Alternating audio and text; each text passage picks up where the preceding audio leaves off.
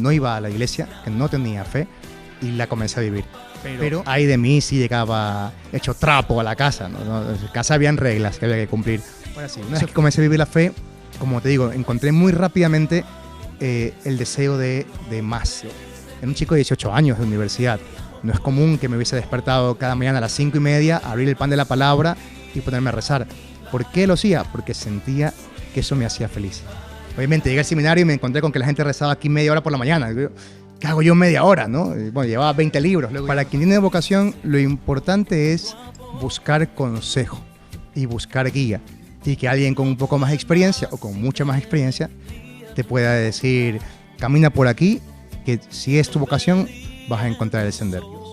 Y estaban en esta época de normal, de sentirse enamorados de cualquier cosa, porque claro, es un poco ser adolescente, es enamorarse, ¿no? Me miró bien, ay, estoy enamorado, ¿no? Bueno, entonces, cuando yo terminé con ella, ya estaba con muchas inquietudes. A ver, para quien tiene inquietud vocacional, que es el sacerdote, muy resumido, si tienes vocación, si Dios te llama, ser sacerdote es lo mejor que te puede pasar en la vida. Ser sacerdote es la bomba, o sea, es lo máximo, es genial, si estás llamado.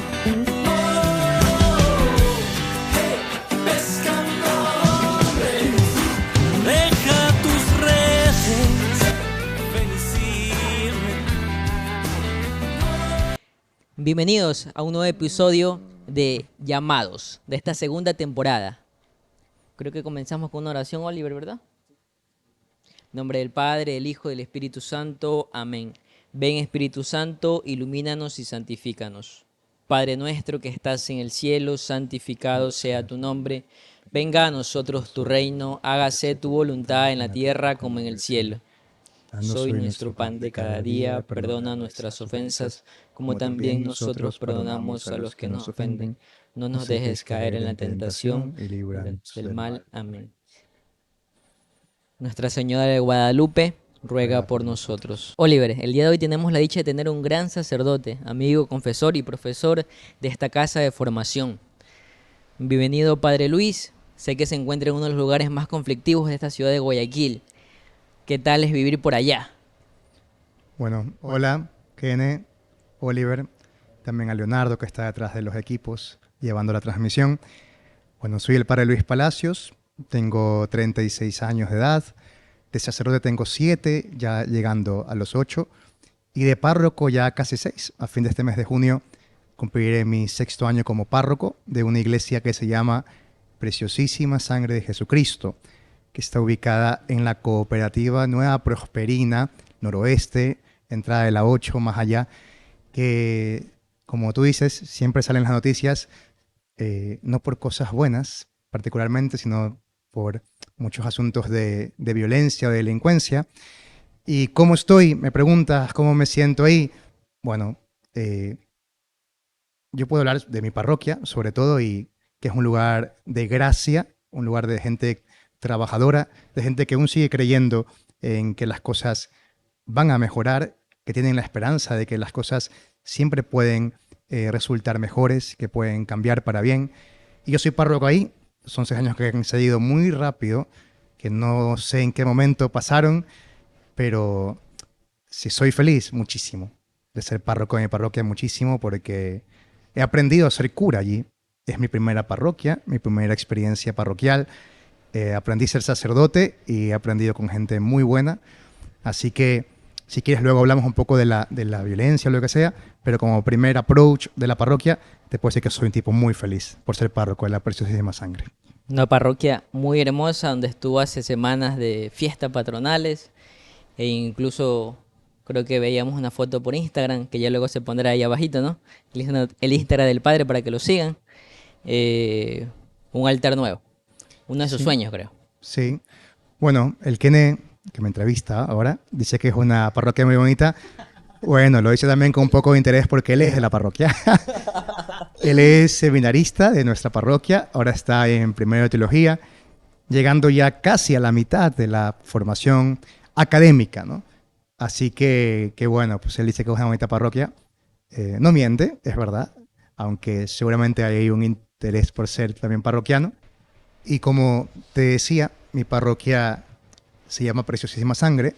Su fiesta patronal es el Corpus Christi, ¿no? Cuerpo y sangre de Cristo. Tuvimos la fiesta como hacemos cada año, pero este año fue especial porque la parroquia desde su construcción, que se acabó en el 2007, tenía un altar móvil y, bueno, en toda iglesia parroquial se pide que haya un altar fijo, es decir, que estuviese pegado al piso y que llevase dentro del altar una reliquia de un santo. Y durante algunos meses estuvimos en la construcción de este nuevo altar, lo terminamos hace pocas semanas, invitamos al cardenal Luis que viniese a consagrarlo, estuvo allí presente, fue muy bonito. No tengo el número exacto, pero yo creo que habremos estado unas 500 personas más o menos. Estaban todas las bancas llenas, mucha gente de pie. Entonces habremos estado unas 500 personas recibiendo al cardenal, viviendo este momento de gracia de tener un altar consagrado en el cual se va a ofrecer de modo perenne el cuerpo y la sangre del Señor. No estuvo exento de sorpresas ni dificultades porque se nos fue la luz. Durante toda la misa pudimos conectar los equipos de audio, pero no la ventilación. Entonces la pasamos un poco mal con el calor. Pero el cardenal repitió una frase 3 veces. Él dijo que el amor es más fuerte que el calor. Y la gente pues se puso muy contenta y bueno, con mucha alegría hemos consagrado el altar, hemos celebrado nuestra fiesta patronal y ha sido un paso adelante y muy bonito de nuestra parroquia Preciosísima Sangre. Muy bien, padre, qué bonito. Usted decía algo de los años de sacerdocio y me acordaba también, Leonardo que está atrás de cámara, para decirle, ¿no? Ya va a cumplir un año el podcast Llamados. Hay que celebrarlo a lo grande también, ¿no? Como todo sacerdote celebra su aniversario, ¿por qué no celebrar también el de Llamados, ¿no? A ver si en algún momento lanzamos ahí alguna propaganda, Leonardo, para promover algo, tal vez un viaje a Tierra Santa. No es broma, eso no, eso no. No hay recursos. Eso sí, sugerencias en los comentarios a ver qué podemos promocionar o dar algo para este primer año de Llamados, ¿no? Y le invitamos a suscribirse y ahí que nos pongan me gusta y comenten y comenten. Muy bien, padre. Yo recordaba un poco de un libro que mi director espiritual me dio en algún momento que se llamaba Se buscan rebeldes, ¿no? Y me acuerdo que citaban la historia de un sacerdote que le gustaba mucho el fútbol, bueno, que le gusta mucho el fútbol, que estaba viendo la final de la Copa Libertadores y decía algo muy bonito en su historia vocacional, ¿no? Que todo se puso en silencio y escuchó una frase. Bueno, antes de seguir, el autor se llama Ignacio, bueno, el padre ya les dará más detalles de esto, pero quien contaba la historia era usted, padre. Yo creo que me cuente un poco su historia vocacional. ¿Cómo nació esto? Muy bien. Sí, lo que cuentas es verdad. Fue como el momento de chispa para comenzar a pensar. Estaba viendo un partido de fútbol y creo que antes, porque ahora no lo he visto mucho, antes salía la propaganda en el partido abajo, entonces se apagaba el ambiental de los estadios y había como un segundo o dos de silencio. Y en ese silencio fue cuando escuché una frase que decía que Cristo no vale la pena, vale la vida, y ahí me puse a pensar. Pues eso sería como la parte final.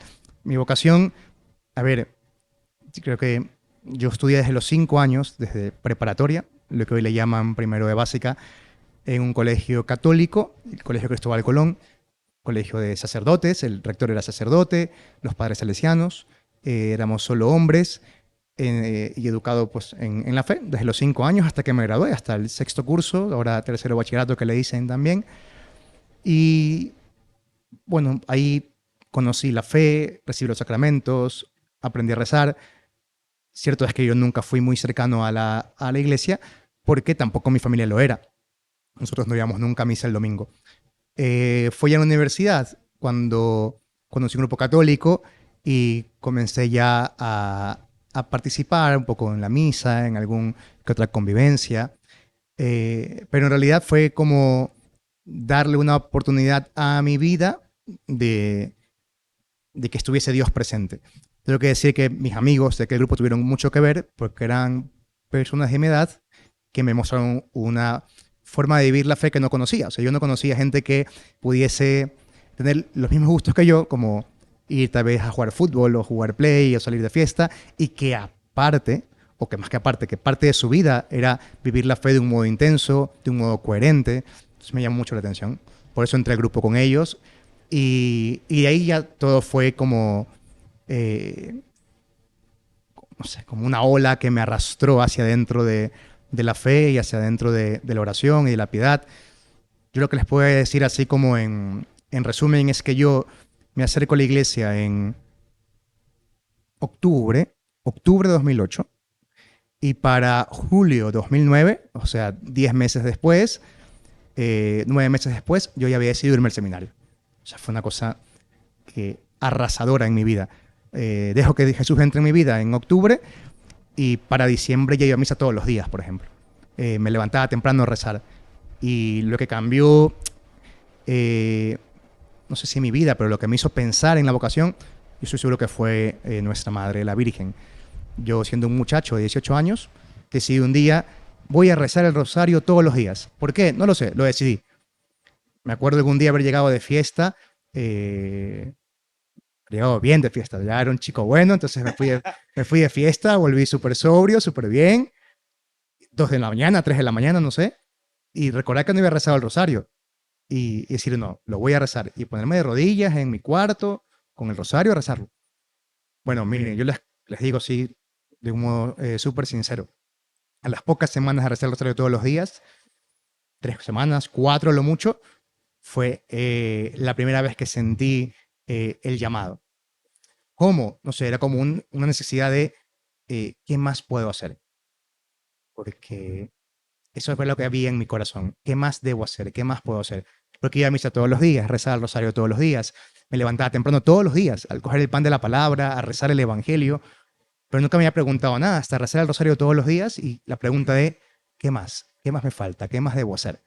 Y así comenzó un poco esta inquietud y fue cosa de, créanme, de 3 semanas, desde que vino la inquietud hasta decidirme, una cosa muy, muy rápida, muy violenta.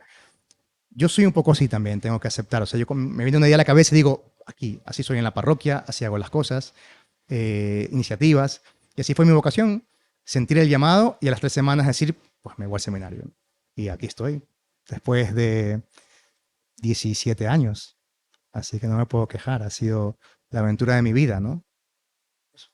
Bueno, padre, escuchando un poco su testimonio, me llamó mucho la atención algo, y es que usted acaba de describir un poco su vida de cómo era antes, ¿no? De entrar al seminario, de sentir el llamado, y que quizás muchos jóvenes que nos vean se puedan sentir identificados, ¿no? Es normal ahora encontrar jóvenes que les gusta mucho, ¿no? El tema de la discoteca, de disfrutar sanamente, ¿no? Pero, claro, cuando el Señor ya toca tu puerta, ¿no? A veces da un poco ese miedo, ese temor, ¿no? Y usted acaba de decir algo que le ayudó mucho, ¿no? El tema del Santo Rosario, pero aparte del Rosario, ¿hubo algo más que le ayudó, le pudo hacer ver, ¿no? De que el Señor quería por usted el sacerdocio? Bueno, a ver, cada uno tiene su historia, ¿no? Cada uno tiene su vida. Yo tengo la suerte de tener mi familia y mis padres, sobre todo mi mamá, que era siempre muy estricta, de cuidarnos muy bien, de ser como, educarnos mucho en la virtud y todo. Entonces yo, chico malo, no, nunca fui, ¿no? Yo podía venir a sentarme aquí a decir que me convertí, porque parece que eso vende, pero no, al final de mi vida no. Me convertí en el sentido que no iba a la iglesia, que no tenía fe, y la comencé a vivir. Pero en casa siempre nos educaron súper bien. O sea, yo tenía que llegar de fiesta, a casa, cuando estaba en el colegio, despertar a mis papás, y es que, por ejemplo, estaba despierta mi mamá. Si estaba dormida, tenía que despertarla para que ella me oliera el aliento que no había tomado, me oliera los dedos a que no había fumado, cigarrillo. Y luego ya en la universidad ya podía tomar mi cerveza porque era mayor de edad, pero ay de mí si llegaba hecho trapo a la casa, ¿no? En casa habían reglas que había que cumplir. Eso fue una bendición para mi vida. que en casa me educaron bien. Por eso el aceptar la fe y el vivir la piedad creo que no fue tan difícil, porque no era un chico malo, era un chico que no vivía la fe. Ahora sí, una vez que comencé a vivir la fe, como te digo, encontré muy rápidamente el deseo de más. Y tú me preguntabas, ¿qué me ayudó a descubrir mi vocación? Yo sé que el Señor puso desde el comienzo que comencé a caminar en la iglesia, puso en mi corazón el deseo de más, o sea, era de más felicidad. Yo me sentía feliz. Una vez que entré a participar en mi grupo católico, una vez que entré a hacer las cosas bien en la fe, yo me sentía feliz. Y decía, ¿qué más puedo hacer? Pues voy a ir a misa 3 veces entre la semana. Me sentía feliz. ¿Qué más puedo hacer? Voy a ir a misa todos los días. Muy bien. ¿Qué más puedo hacer? Voy a rezar todas las mañanas. Yo era un chico de 18 años de universidad. No es común que me hubiese despertado cada mañana a las 5:30, abrir el pan de la palabra y ponerme a rezar. ¿Por qué lo hacía? Porque sentía que eso me hacía feliz. Entonces, yo le agradezco al Señor toda mi vida. Ahora como sacerdote, muchísimas veces también. Yo siento que Él a mí me habla muy claro en lo que debo ser para mi parroquia, para mi vida. Y ya a los 18 años yo sentía que me hablaba muy claro. Y su forma de hablarme era decir, busca las cosas que te hacen feliz. Sigue por este camino que vas a ser muy feliz. Entonces llegó el punto, como les decía, que ya tenía 19 años en aquel entonces, estaba en tercer semestre de universidad y que tenía una vida espiritual muy intensa y aún así sentía el deseo de ser feliz. ¿Qué me ayudó? La dirección espiritual, ¿no? Me acuerdo haber llegado a mi director espiritual y decirle, bueno, es que me siento así. Y bastó una pregunta para hacerte pensar. Él me dijo, bueno, piensa si lo tuyo no es que te está llamando el Señor a ser sacerdote. Entonces, claro, fue como plan, oh, Golpe. un golpe. Entonces, me preguntan, padre, en ciertos puntos básicos, ¿cómo me puedo yo darme cuenta si no me llama, tengo inquietud? Les puedo decir 4 cosas. La primera, dirección espiritual. Buscar ayuda, buscar consejo. La segunda, la Eucaristía. Ir a misa la mayor cantidad de veces a la semana que puedas. La tercera, la Virgen María, ¿no? La Virgen María, el rosario.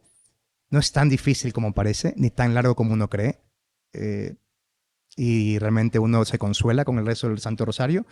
Y lo cuarto, y es importante, y ojalá que esto, el que tenga dudas le pueda servir, quitarse de la cabeza que discernir es como algo añadido a la vida, ¿no? Es que esto estuvo muy de moda en Guayaquil, hace unos 10, 15 años, ¿no? Decían, no, es que voy a discernir. No, no es que voy a discernir y ahora no discierno. El discernimiento es parte de la vida espiritual. O sea, vivir tu vida espiritual es discernir. Entonces no piensas en cuando ahora voy a discernir, voy a pensar si es lo mío. No, vive tu vida espiritual. Vive tu vida cristiana. Reza, anda a misa, apégate a la Virgen, que ya estás discerniendo. O sea, ahí el Señor va a hablar, ¿no? Esta forma a veces de pensar de, bueno, ahora sí voy a discernir. Mentira. El discernir es vivir tu vida de piedad.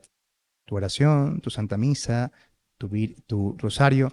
Claro, a mí eso es lo que me ayudó mucho, ¿no? Entonces les digo, dirección espiritual, Eucaristía, rosario y vida de piedad, ¿no? Vida de piedad, que es lo que ayuda mucho. Pero usted decía un chico de 18 años, ¿verdad? Cuando conocí al Señor 18 y cuando decidí el seminario 19 y cuando entré 20, porque claro, tuve que esperar que comenzara el nuevo año. Toda una etapa, ¿no? Y un adolescente, ¿no? Le costó dejar ciertas cosas. Debería haberme costado más, supongo yo. Me daba un poco de miedo venir al seminario, obviamente, pero no tenía dudas, entonces eso ayuda mucho. Cosas que te cuestan, bueno, cuando entras al seminario, ahora ya no pasa, pero el primer año era cuarto común, como militares, ¿no? Sí, sí. 15 por cuarto. Confirmo, Entonces, claro, 15 por cuarto, menos duchas, tienes que ducharte a la velocidad del rayo, que te dejan encerrado. Estas cosas humanas cuestan. El también, qué sé yo, el ver menos a tu familia, es también algo humano y cuesta mucho. De repente, ahora supongo que cuesta más. En mi época no había celulares inteligentes, ¿no? Era el Nokia 1100. pero supongo que dejar el celular también cuesta mucho. A mí me costó mucho, por ejemplo, el tener esa facilidad de, no sé, reunirme con mis amigos a jugar play o jugar fútbol. Sí, hay cosas humanas que cuestan mucho. A mí me costaron, no les voy a mentir. El Señor me dio tal vez la gracia de que espiritualmente no me costara. O sea, obviamente llegué al seminario y me encontré con que la gente rezaba aquí media hora por la mañana. ¿Qué hago yo media hora, no? Bueno, llevaba 20 libros, luego ya uno se va acostumbrando a estar con el Señor y media hora le parece poco. Pero sí cuestan las cosas espirituales y humanas. Pero sí, bueno, para este podcast que escuchan las personas, este podcast, como dice Kene, que escuchan personas también que están discerniendo, que te cuesten las cosas no significa ausencia de vocación, ¿no? Uno llega al seminario y es que me cuesta madrugar, eso no es lo mío, mentira, eso es algo humano, te cuesta madrugar. No, es que no aprendo a rezar del todo bien, no es lo mío, mentira, es un camino que debes recorrer hasta poder rezar un poco mejor. No es que me cuesta no salir a mi casa, no tengo vocación, mentira, o sea, es una cosa que te vas a tener que acostumbrar. Pero claro, esto también para quien nos mira y tal vez discierne, o tal vez no discierne, pero es mamá de alguien que es sacerdote o es amigo. El que cuesten las cosas no es, digamos, síntoma de falta de vocación. En todo caso, es síntoma de que somos seres humanos normales, que nos cuestan las cosas y ya está. A mí todavía me siguen costando muchas cosas, como a todo ser humano, y ahí vamos en el camino. Entonces, bueno, eso. Supongo, padre, que en ese dejarlo todo también no sé, pues en estas salidas que usted tenía, supongo que haber tenido alguna enamorada. Uh-huh. Cerró esa etapa, digamos, en el sentido, ¿sabes qué? Voy a discernir mi vocación, quiero tal vez el sacerdocio. Sí, sí, tuve a mi enamorada. También, bueno, tal vez también es una gracia del Señor. Cuando yo terminé con ella, ya estaba con muchas inquietudes, pero fue un mes y medio después, mes y medio después, cuando ya la inquietud se volvió, este momento que les digo de escuchar esta voz que decía que Cristo vale la vida. Entonces ya cuando ya se volvió intratable el asunto y fueron 3 semanas de intensidad. Entonces no me vi en la encrucijada de terminarle por irme al seminario. Sí tuve la encrucijada de terminar porque yo sentía que algo no estaba bien. Más que no estaba bien, que yo no estaba del todo seguro que por ahí era mi camino, ¿no? Pero, a ver, no es algo que me ha costado con el paso de los años, ni en el seminario, ni siendo sacerdote, porque me siento llamado. Bueno, ahora está confirmado que soy un llamado desde el 4 de agosto del 2018, que fui ordenado sacerdote. No es algo que me haya quitado el sueño, porque al final, si uno hace experiencia de Dios y vive su vida sacerdotal como una vida de amor, no siente que le falte un amor esponsal con una mujer en la tierra, porque uno vive su sacerdocio de un modo esponsal con la iglesia, ¿no? Créanme, no es algo que a mí me haya quitado el sueño como seminarista, mucho menos algo que me preocupa como sacerdote. Lo que sí puedo decir es que, pues, si uno reza, pocas dudas sobre esto tiene en el corazón, ¿no? Padre, la verdad me ha parecido increíble, ¿no?, el tema de las renuncias, porque a veces uno piensa que solo el sacerdocio exige renuncias, ¿no? Incluso en la vida matrimonial también hay renuncias. Yo recuerdo mucho, contando una anécdota que me pasó el año pasado en visitas de parroquias. Recuerdo que una de las preguntas que se hace en la visita de las parroquias es si has pensado ser sacerdote. Y recuerdo que un chico de X parroquia puso, no creo que me llame, eso exige muchas renuncias, yo quiero el matrimonio. Entonces, ahora que usted cuenta, ¿no?, las renuncias, y que al final se podría decir que ha valido la pena, ¿no? Ha valido la pena todas las renuncias que ha hecho desde adolescente hasta ahora.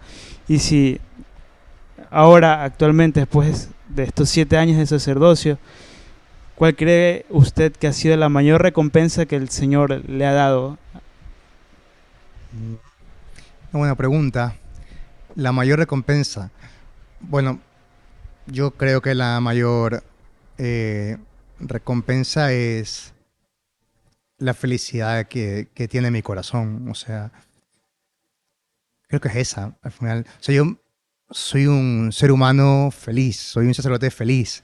Eh, Desde cuando yo tengo un colegio en la parroquia, desde cuando llego al colegio y los niños pequeños corren a saludarte, hasta cuando voy por la calle para ver a un enfermo y se detiene una tricimoto para pedir la bendición. O sea, mi vida es solo decir que yo soy un tipo feliz. O sea, al final, ¿cuál ha sido la mayor recompensa? La felicidad que Dios me da de ser sacerdote. Creo que esa es la respuesta más básica. Muy bien, padre. A ver, yo le digo una palabra y usted lo primero que se le venga a la mente. Seminario. Agradecimiento. Preciosísima sangre. Mi primer amor. Su primer amor porque fue su primera parroquia. Parroquia. Muy bien, muy bien. Navarra. ¿Cuál? Navarra, Navarra. Navarra, mi segundo hogar. Muy bien. Fútbol. Barcelona.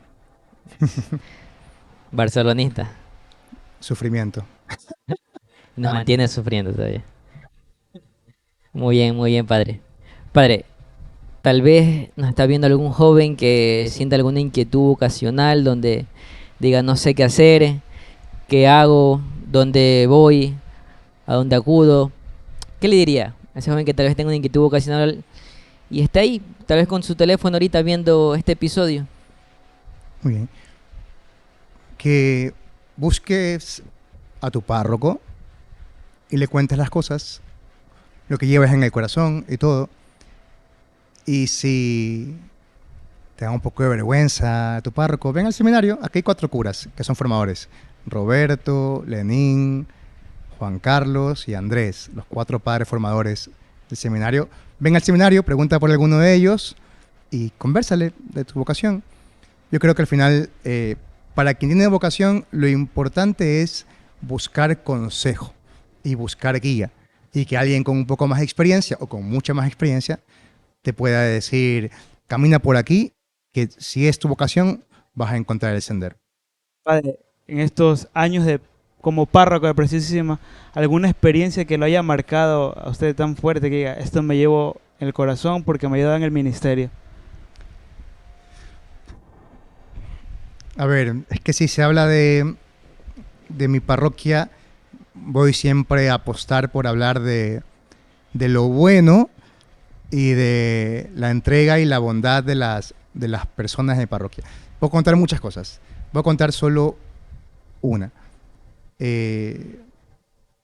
Mi parroquia tiene un grupo de mujeres, de señoras, que se llama Las Damas de Santa María, que su misión es cuidar el orden de la parroquia, ¿no? Ellas hace 4 años han decidido volcar todo su esfuerzo y todo su amor a cuidar la parroquia, la casa parroquial y el párroco, porque ahora soy yo, pero habrán después de mí otros más.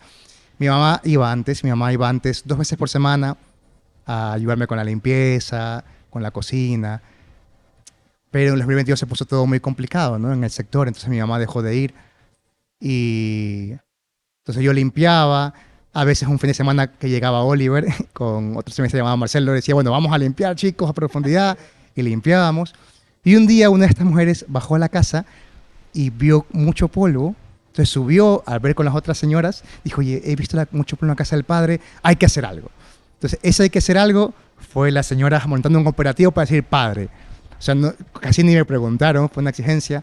Nosotros vamos a limpiar la iglesia martes, miércoles, viernes y sábado, cada una, y se separaron por grupos, y su casa martes y sábado, y vamos a bajar, a cocinar, a lavar la ropa, tal. Entonces yo de repente, la noche a la mañana, de un día para el otro, de buenas a primeras, me encontré con un ejército de mujeres que decidieron organizarse y sacrificar su tiempo, su trabajo, su esfuerzo para cuidar el aseo de la parroquia, de los ornamentos y vasos sagrados, de la casa parroquial y hasta preocuparse del párroco para que tenga que comer y tenga todo listo, todo limpio, ¿no? Y bueno, podría contarles 15 historias más como estas, pero si me ha dejado marcado es esto, ¿no? O sea, una parroquia que se desvive por su parroquia, una comunidad que deja su tiempo, su vida y su esfuerzo por su parroquia. En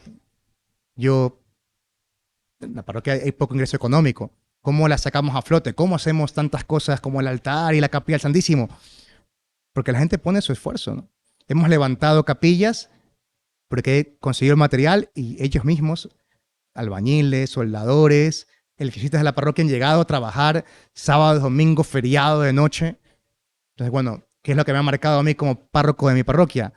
Que ellos se han dejado la vida, la sangre y el sudor porque la parroquia esté cada vez más bonita y cuidar mucho a su párroco también.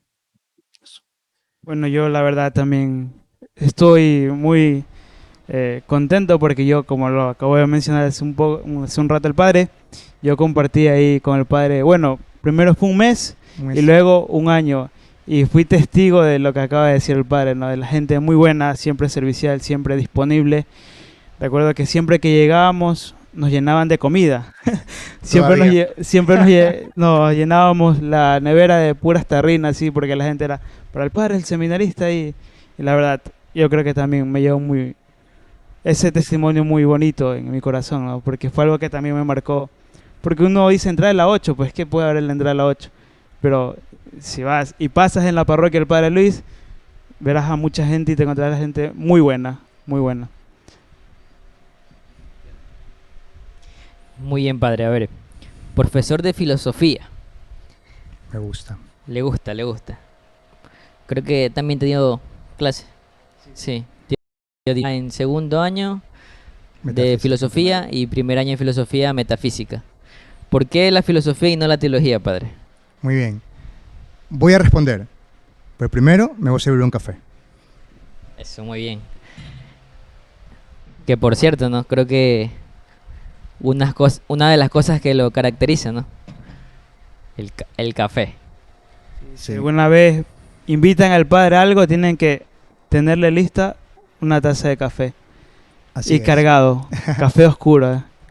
Muy bien. ¿Por qué filosofía y no teología? A ver, eso también fue como un amor a primera vista. Yo estudié, no sé cómo son ahora los colegios, pero creo que eso se ha perdido, creo. Pero antes, en cuarto curso, primer bachillerato, que se llama hoy, escogías especialidad. FIMA, Quibio, informática, sociales, contabilidad. Yo escogí FIMA, física o matemáticas, porque quería ser ingeniero civil. De hecho, es la carrera que estudié 2 años en la universidad antes de venirme aquí al Seminario Mayor de Guayaquil. Entonces, claro, los últimos 3 años de mi colegio fue casi todo números.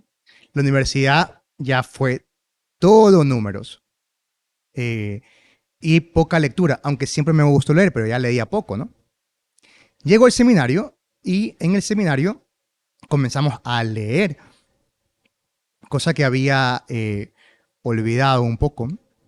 Comenzó a leer y en ese primer año, por cosas del destino, me encargan de la formación y sobre todo la formación espiritual y afectiva de los participantes del seminario menor que existía en aquel entonces, que eran chicos que venían todos los fines de semana, los sábados a las 9 de la mañana hasta el domingo 3 de la tarde, de 11º bachillerato segundo, que tenían inquietud sacerdotal y querían al menos venir los fines de semana a hacer experiencia de seminario. Entonces me nombraron encargado de ellos y estaban en esta época de normal, de sentirse enamorados de cualquier cosa, porque claro, es un poco ser adolescente, es enamorarse, ¿no? Me miró bien, ay, estoy enamorado, ¿no? Bueno. Entonces me encargaron la formación espiritual y afectiva de estos muchachos. Mientras tanto, un sacerdote muy bueno, al que le debo mucho y lo menciono, aunque no le gustará, padre Ricardo Murillo, le agradezco mucho todo lo que ha hecho por mí. Padre Ricardo. Él me explicaba a mí y a mis compañeros un libro de Juan Pablo II, antes de ser papa, que se llamaba Amor y Responsabilidad, que era una visión filosófica sobre el amor y la afectividad. Claro, yo quedé prendado de este libro, o sea, impactado. Por primera vez alguien me estaba explicando el amor de un modo correcto y sin usar la teología, sin usar, no, porque el catecismo dice, no, era solo filosofía. Entonces yo cogía apuntes de eso y los como transformaba de un modo más fácil y con esto les explicaba a los chicos la afectividad, lo que era el verdadero amor, qué significa el enamorarse. Y claro, desde mi primer año del seminario yo me vi, como digo, de rebote, de casualidad, explicándole a adolescentes lo que era amar de verdad usando solo la razón y los conocimientos filosóficos. Entonces me quedé enamorado de esto. Luego entré a filosofía como tal, los 2 años, y tuve un profesor muy bueno que está en el cielo, Fray Gustavo Estrella, también lo nombro. Su pasión por la filosofía, su amor, me hizo comprender a mí que yo quería eso, que yo quería eso. Y luego, es verdad, estudié teología, pero yo ya había hecho una opción. O sea, nunca estuvo en mis planes que la teología estuviese por encima de la filosofía.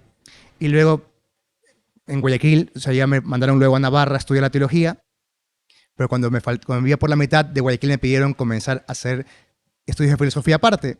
Entonces, claro, ahí se unió el hambre, la necesidad.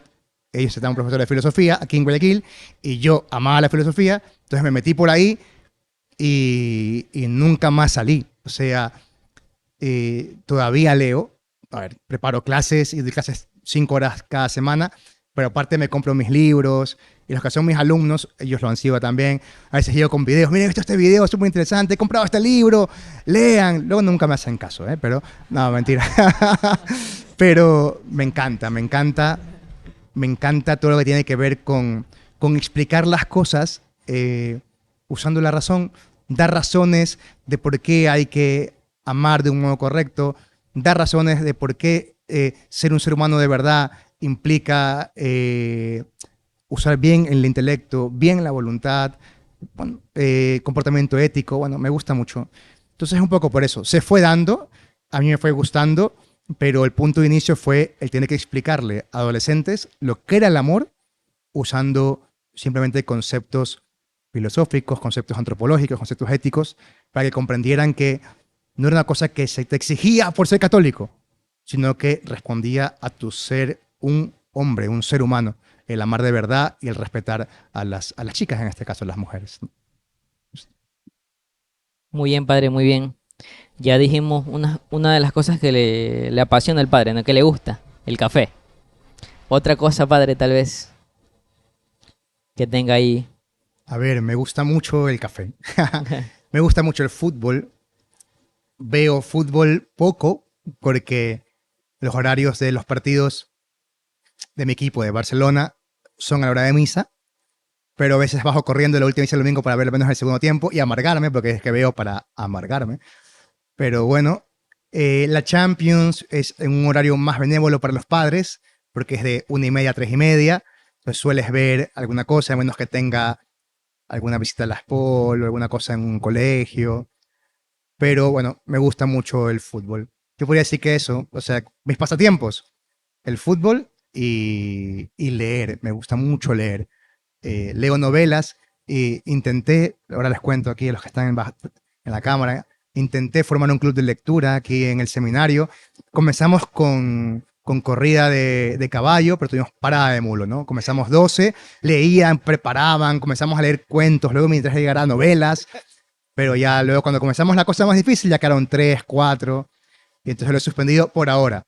Segundo semestre, les prometo seminaristas, segundo semestre de este año, intentaré comenzar otra vez con nuestro club de lectura, si Dios así lo permite, pero me gusta leer novelas, o sea, literatura, me gusta leer cosas de filosofía y me gusta leer cosas que tengan que ver con por decirlo, con Santo Tomás, un santo que yo tengo mucho precio, y con el Papa Benedicto cuando era Ratzinger y hacía sus escritos también medio teológicos, filosóficos.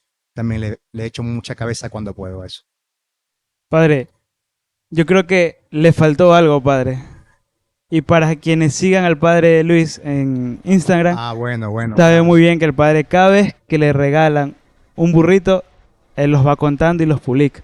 Entonces, padre, coméntenos un poquito cómo nació este gusto a los burritos, cuál es la historia detrás de esto. Bueno, hoy me han regalado un burrito, por cierto.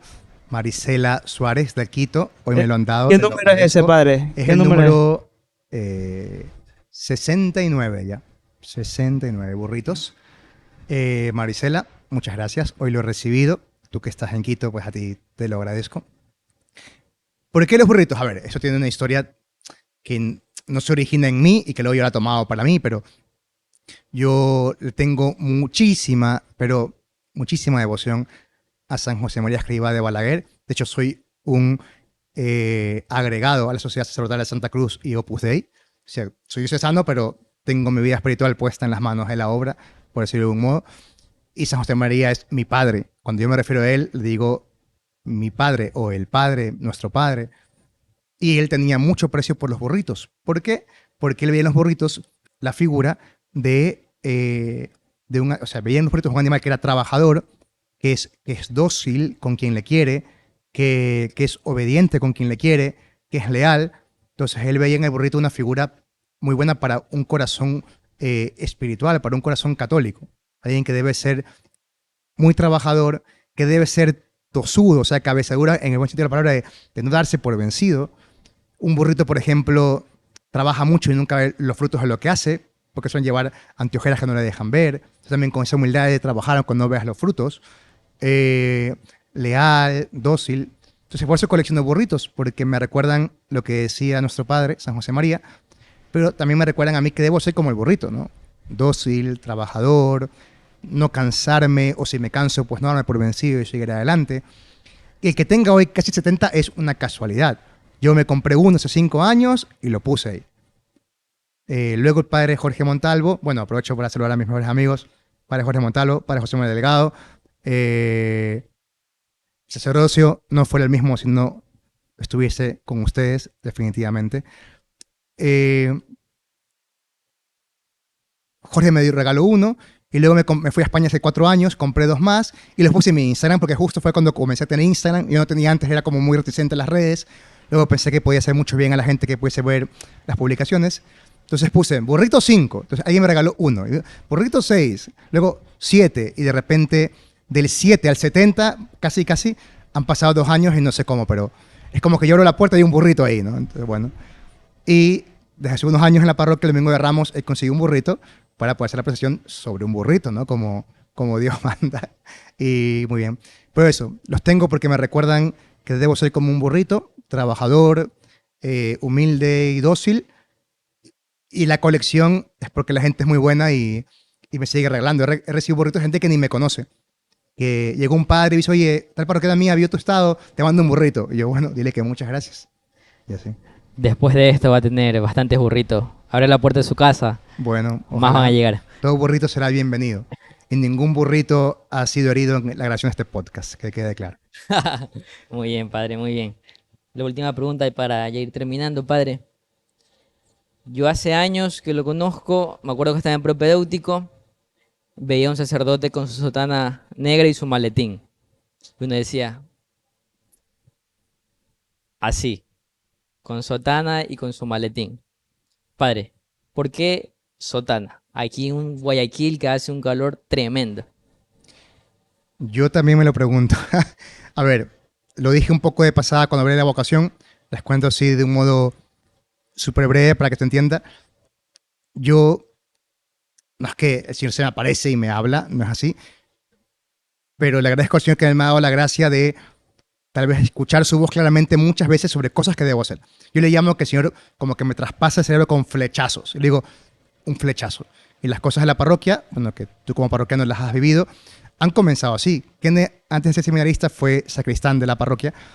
Y alguna vez pasaba que yo estaba en la aleluya de la misa y le llamaba, Kene, ven. Entonces Kene venía y le decía, anota en un papel, Casas, Rosario, ándate. Entonces anotaba y después de misa me bajaba el papel a mi casa a rezarlo 2-3 días para ver qué era eso que había, entre comillas, visto como un flechazo, y descubría que era ir a las casas los lunes a rezar el rosario. Hoy es lunes, no estoy, pero bueno, por el podcast vale la pena.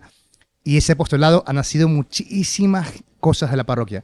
Bueno, así el Señor me trata, y así lo he escuchado yo. Me llena de flechazos muchas veces, uno tras otro, para saber qué debo ser en mi vida espiritual y qué debo ser para mi parroquia. Y así nació lo de la sotana. Era un diácono, con 4 o 5 meses de haber sido ordenado. Vine aquí a Guayaquil a pasar unos 3 meses antes de volverme a España a seguir con los estudios. Me faltaba un año para terminar los estudios. No, me faltaban 2 años, perdón, todavía para acabar los estudios. Y de repente fue como en plan, así, sotana. Tengo que usar sotana siempre. Da igual el calor. Esto va a llevar mucho bien a la gente. Y así fue. Subí al cuarto, me puse la sotana y desde ahí, pues esos 2017, miren, con el perdón de diácono, o sea, que son, 2017 son 9 años ya, ¿no? Claro, 9 años que voy en sotana. Por si acaso tengo varias y se lavan, ¿no? Entonces nunca huele mal, ¿no? No es la misma siempre. Pero eso, o sea, ¿por qué? No lo sé. El Señor me lo puso en la cabeza como una invitación a decir, eso me hará bien a mí y le hará bien a la gente que te ve. Así fue. La verdad, yo debo confesar algo también. Cuando yo compartí con el padre un mes en su parroquia, hay una actividad que era visitar las casas del sector. Y a mí me quedó grabado una escena. Recuerdo mucho que íbamos a una casa a visitarla y en eso pues pasó una persona un consumidor de drogas. Entonces recuerdo mucho que vio al padre con su sotana, se acercó, se arrodilló y dijo, padre, deme la bendición. Y eso a mí también fue algo que me marcó porque dije, wow, o sea, quizás esta persona pues puede estar en su mundo, pero ha reconocido al sacerdote y le ha pedido su bendición, ¿no? Entonces dije, bueno, también es un sueño, ¿no? Si Dios me da la gracia del sacerdocio, pues creo que a muchos que han tenido un poco esta experiencia es el tema de la sotana, ¿no? Entonces, ya contar su testimonio, ¿no, padre? Pero he confesado un poco esta experiencia que tuve también en su parroquia esa vez. Pero bueno, creo que hemos llegado al final de este episodio y la verdad Bueno, ha sido una charla enriquecedora y quién sabe, y si la gente lo pide y lo quiere, pues podrá pedir una segunda parte, no sabemos si el padre esté dispuesto, ¿no? Pero de verdad, padre, muchas gracias por una charla que nos ilusionaba mucho, ¿no? El conocer su testimonio, el tema de las renuncias que hemos hablado, que a muchos jóvenes pues cuando han sentido o sienten el llamado del sacerdocio o a la vocación, ya sea el matrimonio o sacerdotal, pues les entra este miedo, ¿no? El saber que tienen que renunciar, que tienen que hacer sacrificios, ¿no? Y San José María decía que el sacrificio es esa fuente de vida interior también. Entonces, padre, muchísimas gracias por haber aceptado esta invitación. Y, Kene, ¿algo más que quieras acotar? Antes de terminar, padre, a ver, saludos o sus últimas palabras para tal vez ese joven que diga, bueno, un video más, pero algo así, puntual. Así como creo que decía el libro, ¿no? El Señor no vale la pena, sino vale la vida. Uh-huh.